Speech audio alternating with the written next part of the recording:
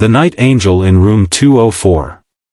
The fluorescent lights hummed their familiar lullaby through the pediatric ward as Keanu Reeves made his way down the sterile corridor, his footsteps muffled by worn sneakers that had carried him through countless sleepless nights to this place that had become both his sanctuary and his prison. For 3 months now, he had slipped through the hospital's back entrance after visiting hours, his baseball cap pulled low, avoiding the sympathetic glances of nurses who recognized him but respected his need for privacy during these sacred hours with his 8-year-old son, Marcus, who lay fighting a battle far too big for his small frame. Tonight felt different somehow, heavier with an unexplainable weight that pressed against Keanu's chest as he approached room 204, but nothing could have prepared him for the scene that would forever alter his understanding of grace.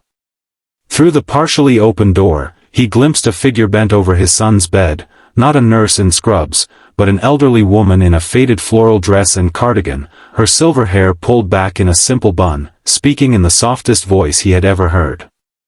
And then the little rabbit found his way home through the moonlight, she whispered, gently spooning broth into Marcus's mouth with the patience of someone who understood that healing required more than medicine, it demanded love made visible through the smallest acts of tenderness. Keanu froze in the doorway, his heart hammering against his ribs as he watched this stranger, this angel disguised as a janitor, cradle his son's hand while telling stories that painted pictures of hope across the sterile walls. Marcus, who had barely spoken in weeks, who had turned away from every meal with the resigned exhaustion of someone far too young to carry such burdens, was listening with eyes that sparkled for the first time since his diagnosis, and when a faint smile ghosted across his pale lips, Keanu felt tears he had been holding back for months finally break free.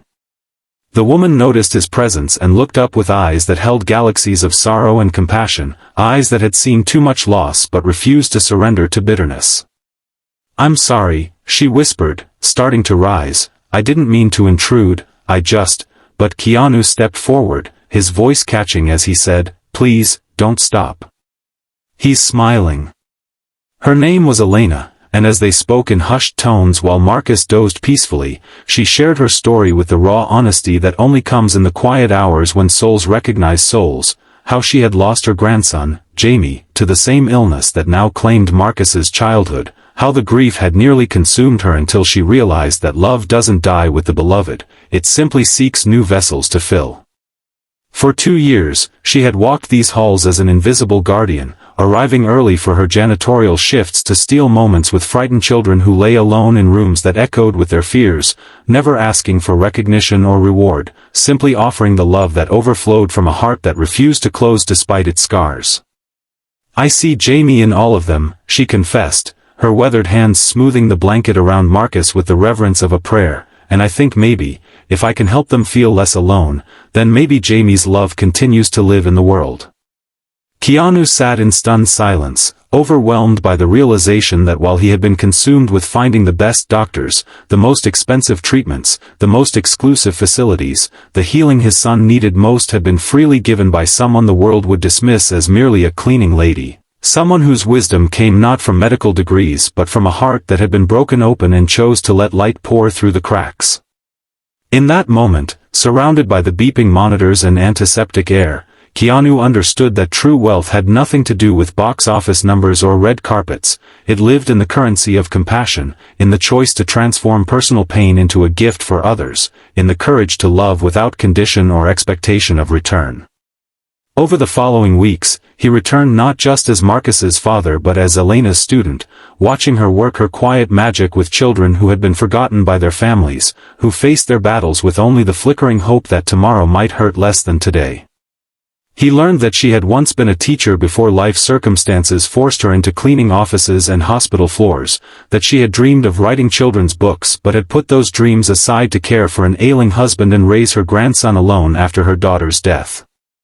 As Marcus grew stronger, bolstered by Elena's nightly visits and stories that transported him to worlds where dragons were friendly and every adventure ended with the hero finding their way home, Keanu felt a plan taking shape in his heart, a way to honor the woman who had given them both something money could never buy.